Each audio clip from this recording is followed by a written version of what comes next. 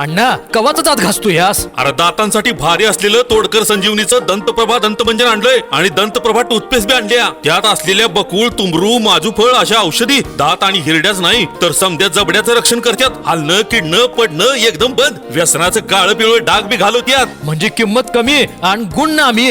म्या बी आणतो बघ. तोडकर संजीवनीचे दंतप्रभा दंतवंजन आणि दंतप्रभा टूथपेस्ट सर्वत्र उपलब्ध.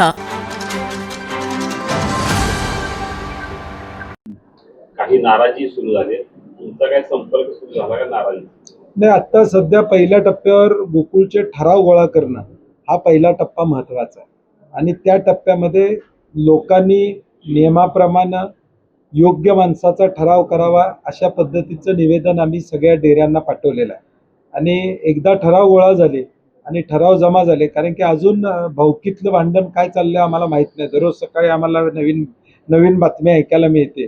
एक भावकी म्हणत्या बांधावरचं भांडण आमचं मिटलेलं आहे, बांध वाटलेला आहे. दुसरी भावकी म्हणत्या अजून मिटलेलं नाही, अजून वाटण्या व्हायच्या आहेत.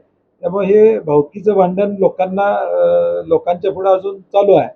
त्यामुळे आता किती संस्था रद्द होणार, किती संस्था राहणार, या सगळ्यावर उद्या सगळ्या गोष्टी ठरतील. समविचारी नाव आपल्या आघाडी. शेवटी तुम्ही बघितलं तर गेल्या 30-40 वर्षामध्ये पश्चिम महाराष्ट्रामध्ये विशेष करून अगदी पुण्यापासून सोलापूर, सांगली, सातारा हा कोऑपरेटिव्हचा बालेकिल्ला राहिलेला. इथं पक्षविरहित सहकारी संस्थांच्या निवडणुका लढवल्या गेल्या म्हणून या संस्था टिकल्या.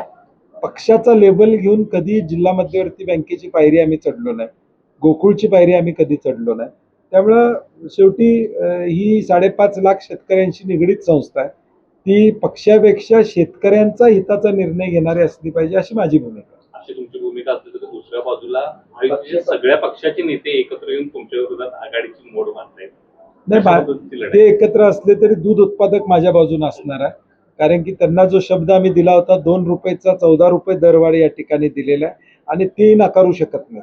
गेल्या 3-4 महिन्यात एवढे आगपाखड अंतर्गत परत ते घेत आहे. साध्य काय केलं तुम्ही माझं म्हणणं तेच आहे की 3 महिने तुम्ही गोकुळची बदनामी का केली? तुम्हाला जर गळ्यात गळा घालायचाच होता तर मग आमचा गोकुळ ब्रँड जो देशभर होता तो बदनाम त्या ठिकाणी तुम्ही का केला असं आमचं मत आहे.